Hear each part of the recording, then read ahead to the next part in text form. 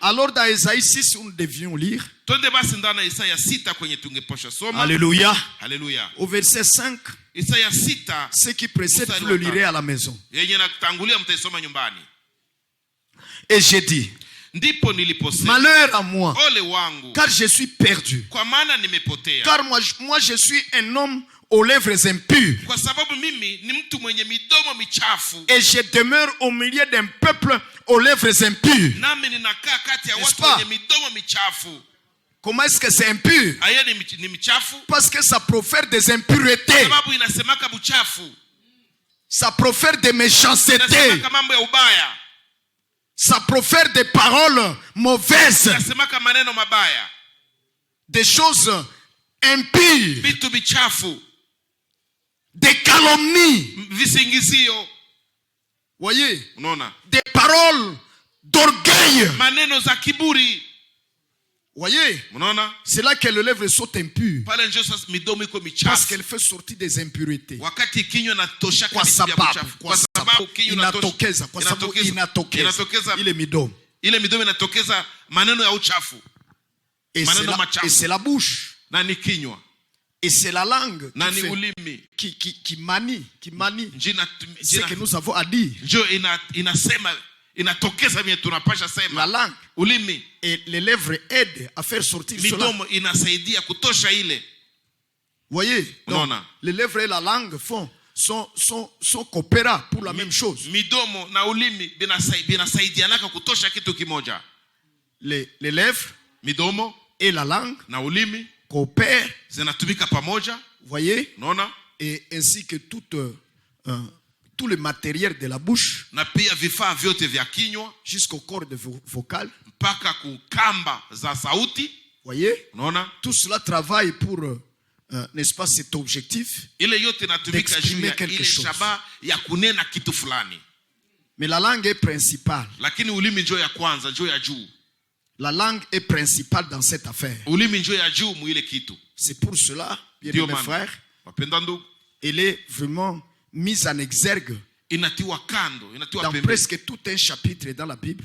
Inasemeka karibuni musura mzima yake ya musura mzima dans la Bible, ndani ya Biblia. Voyez? Nona. Amen, amen. Amina. Maintenant, sasa et elle est vraiment principale. Ni ya juu ndio ya kwanza. Mais les lèvres aident la langue lakini midomo inasaidiaka ulimi à faire sortir cela aussi. Kutosha ile pia. Certainement. Hakika. C'est pour cela qu'elles sont citées ici dans Isaïe 6. Ndio maana zinatajwa hapa mu Isaya 6. Mais la langue est la meneur. Ulimi ndio ya juu, ndio inaongoza yote. Le Seigneur vous bénisse au nom de Jésus-Christ. Alors nous lisons ceci encore. Il dit, ce prophète, souvenez-vous, c'était un prédicateur, un prophète, mais qui n'était pas encore entré dans le fait de faire l'expérience avec le Seigneur. Il ne l'avait pas encore rencontré face à face. Vous voyez ici sur le chapitre 6. Ici c'est au chapitre 6. Voyez? Mais il y a 5 chapitres qui précèdent. Qui précèdent cette expérience. Où ce prophète a eu des inspirations. N'est-ce pas? Oui, oui. Depuis le premier verset, il a eu des visions. La vision d'Esaïe, fils d'Amos. Il pouvait avoir la vision. Il pouvait avoir donc l'inspiration. La parole de Dieu pouvait venir à lui. Mais il avait encore besoin de cette expérience personnelle de face à face avec Dieu pour qu'il soit délivré de certaines choses. Comme Jacob, n'est-ce pas? Qui, bon, il a passé tout son temps en train de travailler pour son héritage, n'est-ce pas, frère? Et qui pouvait avoir la vision. Il pouvait avoir le songe. Vous connaissez la vision de Bethel que Jacob avait eu. Un escalier qui était de la terre ici jusqu'au ciel. Yenye inatoka kudunia mpaka mbinguni. Et les anges montaient et descendaient. Na malaika walikuwa wanashuka na kupanda. Tout ça Jacob a vu. Ile yote Yakobo alionaka. Mais il était demeuré la même personne. Lakini alikuwa alidumu ule. Qui n'avait pas encore changé. Mwenye alikuwa hayabadilika bado. Mais qui recherchait Dieu. Lakini alikuwa qui aimait Dieu. Alikuwa anapenda Mungu. Voyez? Unaona? Qui et Dieu lui manifestait certaines choses. Na Mungu alikuwa anamudhihirishia vitu fulani. Voyez? Unaona? Je pense que vous le voyez. Na waza mnaviona. Est-ce que vous le voyez? Je mnaviona. Mais cependant, malgré toutes ces expériences qu'il avait vues, des visions, des songes, peut-être même de voix, je ne sais pas. Il faut que nous vérifions. Mais il était demeuré la même personne malgré ça. Alors il a fallu l'expérience de rencontre avec Dieu face à face. Quand il l'a croisé face à face, alors Jacob va s'écrier: j'ai rencontré le Seigneur l'Éternel et mon âme est sauvée. Il faut cette expérience personnelle avec Dieu, face à face, où il t'échange, où il opère en toi le renouvellement. C'est alors que vous êtes sauvés. Voilà pourquoi les visions ne vous aident pas. Les songes ne vous aident en rien. Tout ça c'est bien. C'est bien. Mais il faut cette expérience où vous êtes face à face avec Dieu. Et il vous change. Et vous devenez une autre personne. Le Seigneur vous bénisse. Le Seigneur vous bénisse. Je prends aussi l'exemple de Saoul. Voyez, quand il devait aller voir Samuel, voyez tout ça, on l'a oint pour être roi. N'est-ce pas, frères et sœurs? Eh bien, ils sont allés voir Samuel. Et Samuel lui a révélé là où serait perdu, je crois, le bœuf ou le cheval de son père. Donc, j'ai perdu un peu l'animal dont il est question dans la mémoire, parce qu'il en était à la recherche. Et puis Samuel va lui dire là où il va trouver ça, etc. Toutes ces choses. Mais Samuel va aussi lui parler des 3 choses qui vont lui arriver. Et quand la 3e chose devait lui arriver, il était changé pour être un autre homme. Voyons si je peux trouver cela pour vous le lire. Voyez mes frères? Donc il faut cette expérience-là de face à face avec Dieu. Et ta vie va changer. Et tu ne seras plus la même personne. Isaïe aussi, il a eu des visions. Là, je reviens pour vous le rappeler. Jusqu'à ce qu'il ait eu l'expérience d'Isaïe 6. Alors, il a été changé. Certainement. Voyons mes frères. Que le Seigneur bénisse au nom de Jésus. Amen, amen, amen. Oui, voyons si ce n'est pas ici.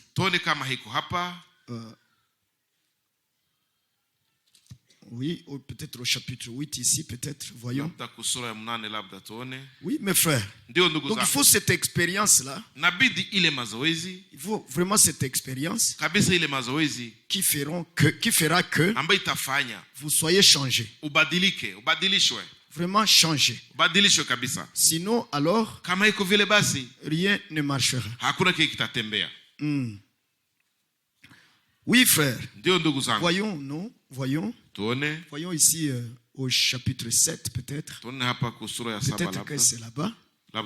Et Samuel.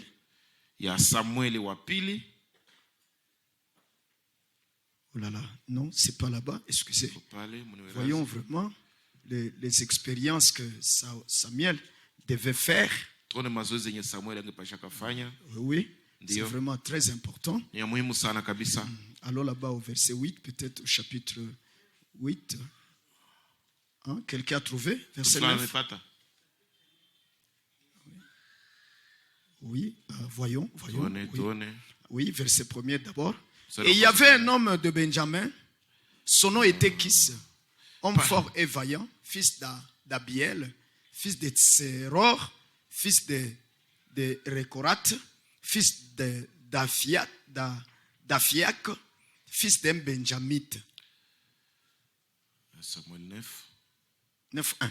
Basi kulikuwa na mtu mmoja wa Benyamini, jina lake akiitwa Kishi, mwana wa Abieli, mwana wa Serori, mwana wa Bekorati, mwana wa Afia, mwana wa Benyamini, mtu sujaa mwenye nguvu. Merci, c'est le chapitre 10. Ni sura ya 10. Lisons depuis le premier verset Tusome tangia mstari wa kwanza jusqu'au 10e verset. mpaka kwa mstari wa 10. Ce que je voulais vous donner est là-bas au 9e, 10e. Lisons au nom de Jésus-Christ. Lisons au nom de Jésus-Christ. Et Samuel prit une fiole d'huile et la versa sur la tête de Saül. Ndipo Samueli akatoa kichupa cha mafuta akayamimina kichwani pake. Et la versa sur la tête de Saül. Et il le baisa et dit. Akayamimia kichwani pake akambusu akasema. L'Éternel ne t'a-t-il pas oint pour prince sur son héritage? Je, Bwana hakukutia mafuta uwe mkuu juu ya watu wake Israeli? Et t'en allas aujourd'hui d'avec moi. Tu trouveras, écoutez maintenant les expériences par lesquelles il devait passer jusqu'à la 3e expérience qui lui donnerait à être changé à un autre homme. Lisons. Et t'en allas aujourd'hui d'avec moi. Tu trouveras 2 hommes près du sépulcre de Rachel sur la frontière de Benjamin à Atselsac, et ils te diront les ânes que tu étais allé chercher sont trouvés. Et voici ton père a oublié l'affaire des ânesses et il est en peine de vous, disant, que ferai-je au sujet de mon fils?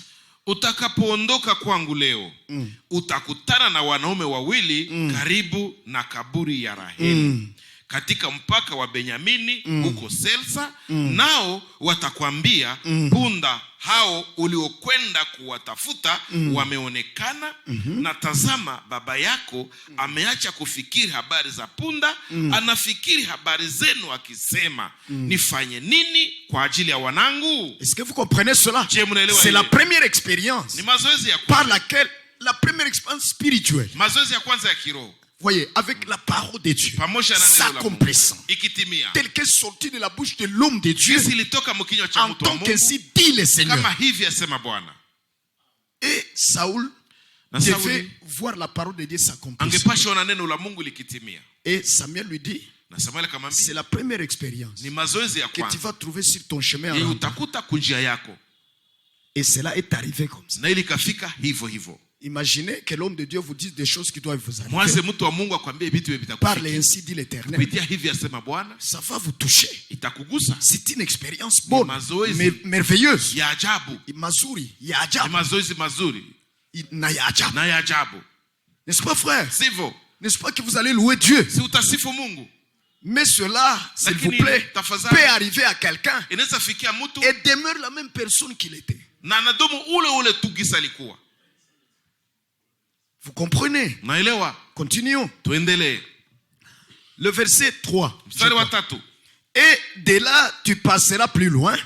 Deuxième expérience. Verset 3. Et de là, tu passeras plus loin. Et tu viendras aux chênes de Tsabor. Et là, te trouveront 3 hommes qui montent vers Dieu à Bethel.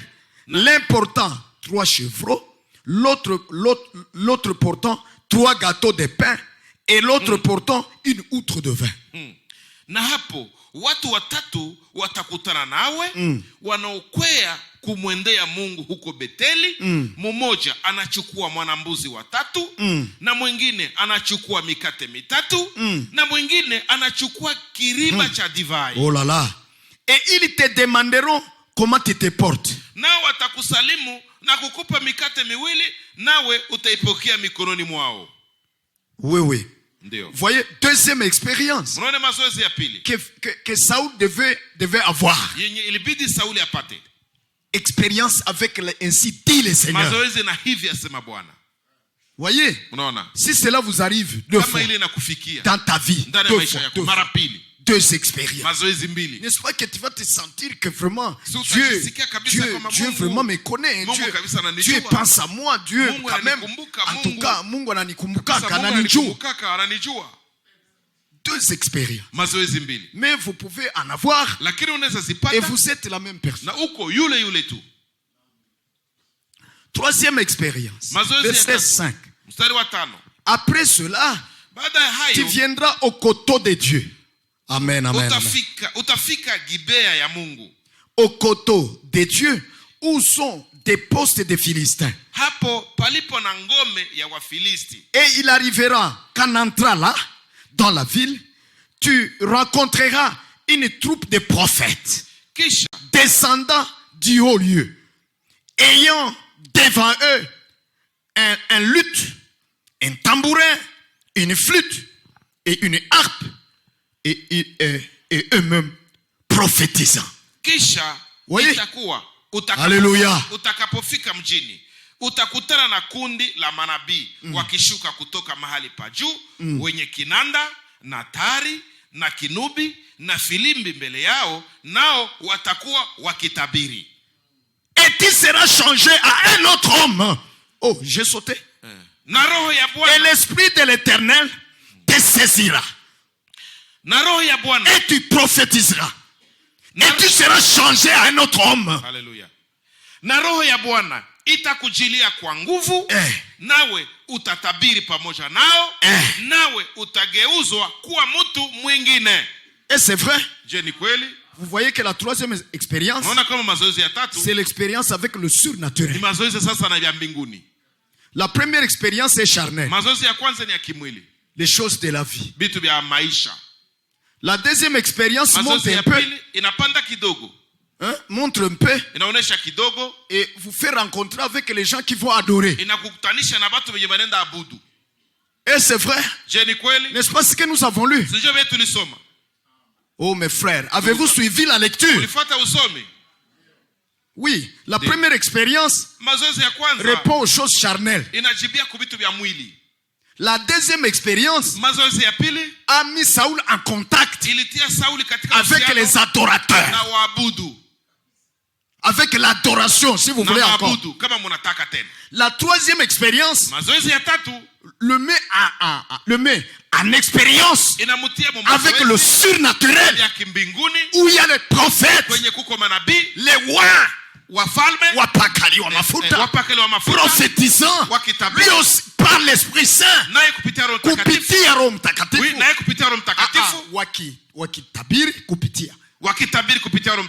et lui aussi, le même esprit entre en lui, ou du moins descend sur lui.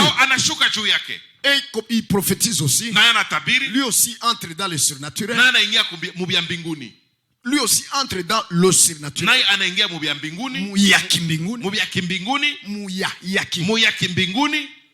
Et il est changé.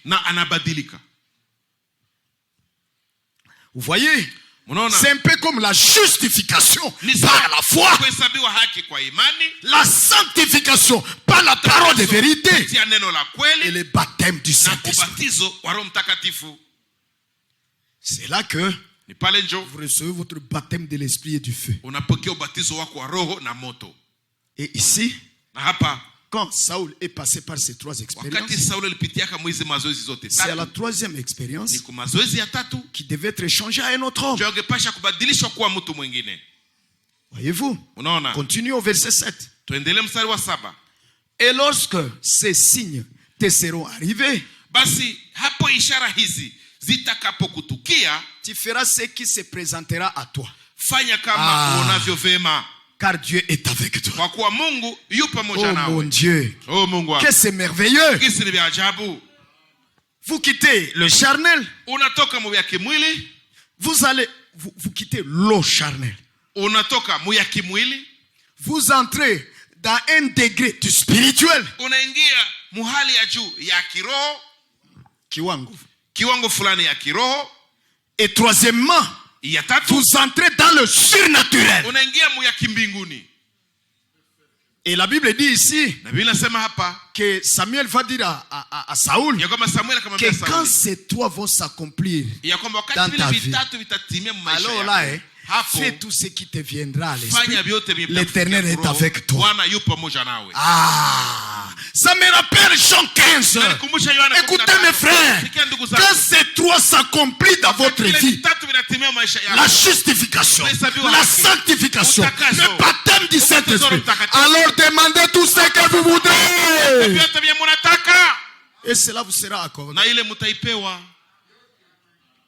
Parce que là, vous entrez dans l'adoption. Alors, votre signature, c'est la signature du Père.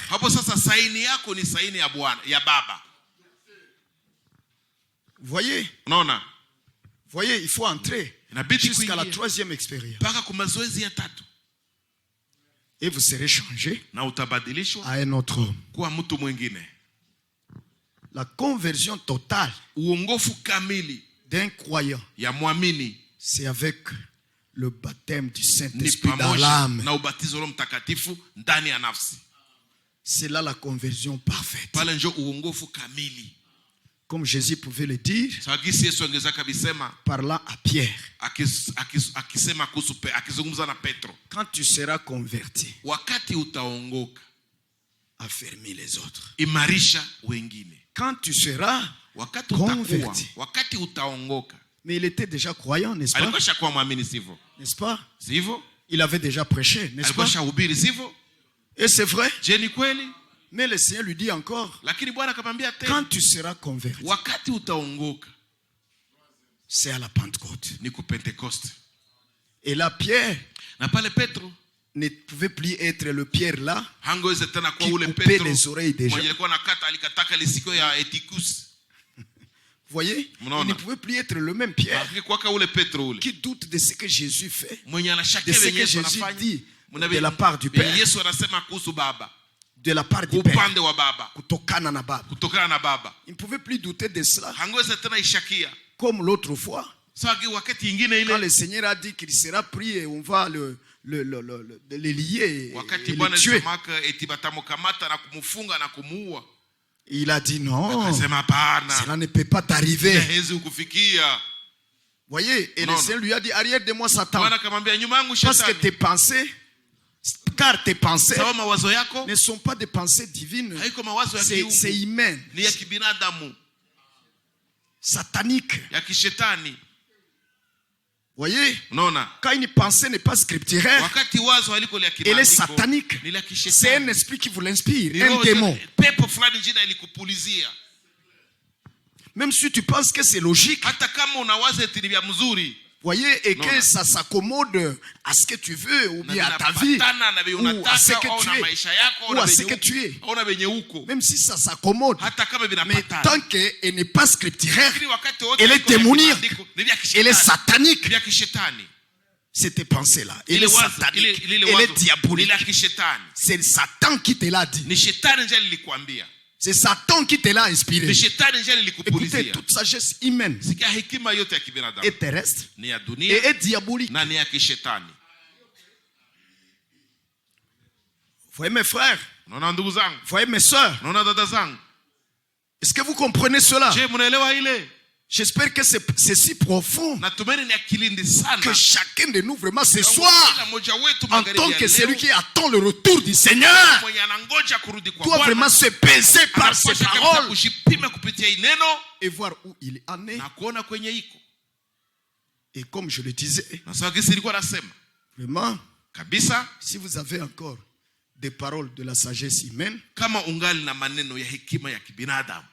sachez qu'elle est terrestre, elles sont terrestres et diaboliques. Tu as besoin de la conversion. Tu as besoin que ta langue soit passée par le feu. Le feu divin pour la purifier, afin que tu parles bien, afin que tes paroles édifient, afin que tes paroles communique une grâce aux autres. Et qu'elle ne soit pas toujours blessante. Des paroles blessantes.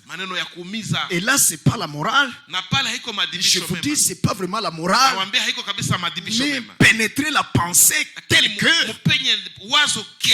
c'est Dieu qui doit le faire en vous. Par son esprit en vous. Il vous fait cette expérience dont nous parlons. Et vous êtes changé à un autre homme. Et vous ne parlez plus comme vous parliez.